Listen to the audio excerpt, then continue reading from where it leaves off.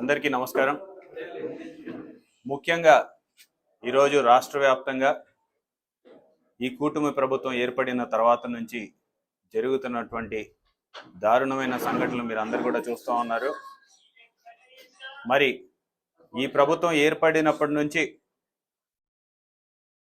ప్రజలకి మేలు చేయాల్సినటువంటి ఈ ప్రభుత్వం తన కర్తవ్యాన్ని, తన ధర్మాన్ని మరిచి కేవలం రాజకీయ కక్షలకి, రాజకీయంగా వైఎస్ఆర్సీపీ నాయకుల్ని, కార్యకర్తల్ని ఇబ్బంది పెట్టాలని ఒకే ఒక ఆలోచనతోటి పనిచేస్తున్నట్టుగా కనపడుతోంది. ఎందుకంటే ఈరోజు గవర్నెన్స్ గురించి మాట్లాడుకోవడానికి ఏమీ లేదు.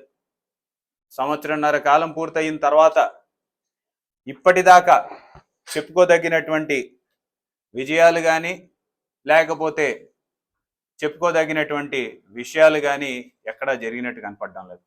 పైపెచ్చుగా గత ప్రభుత్వం చేసినటువంటి సంక్షేమాన్ని పూర్తిగా తుడిచివేస్తూ, గత ప్రభుత్వంలో జరిగినటువంటి మంచిని కూడా మెడికల్ కాలేజీల విషయం కావచ్చు, లేకపోతే సంక్షేమం విషయంలో కావచ్చు, ఇవన్నీ కూడా పూర్తిగా విస్మరించి ప్రజలని గాలికి వదిలేసినటువంటి పరిస్థితి చూస్తూ ఉన్నాం. ఎప్పుడు లేనటువంటి విధంగా రైతన్నలు ఈరోజు రోడ్లు ఎక్కినటువంటి పరిస్థితిని చూస్తూ ఉన్నాం. ఈరోజు రాష్ట్రంలో ఎటువంటి సంఘటనలు జరిగినా సరే, విపత్తులు జరిగినా సరే కనీసం పట్టించుకున్న దాఖలాలు కనపడడంలా. మరి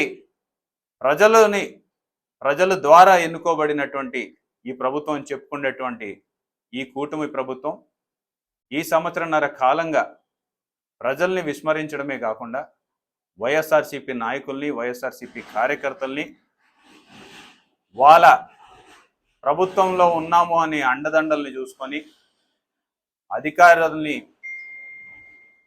కార్యకర్తల మీదకి ఉసిగొల్పుతూ, నాయకుల మీదకి ఉసిగొల్పుతూ ఈరోజు రాక్షసానందం పొందుతున్న విషయం చూస్తూ ఉన్నారు.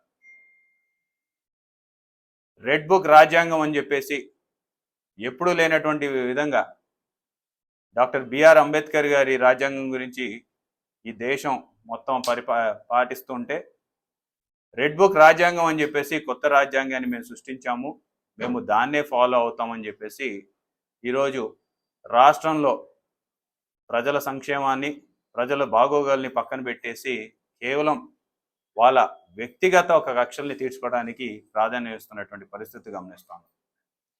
మరి ఇటువంటి పరిస్థితుల్లో, ఎందుకంటే గతంలో మా ప్రభుత్వంలో కూడా మేము తప్పు చేశామేమో అని చెప్పేసి ఒక ఆలోచన మాలో కూడా కలుగుతా ఉంది.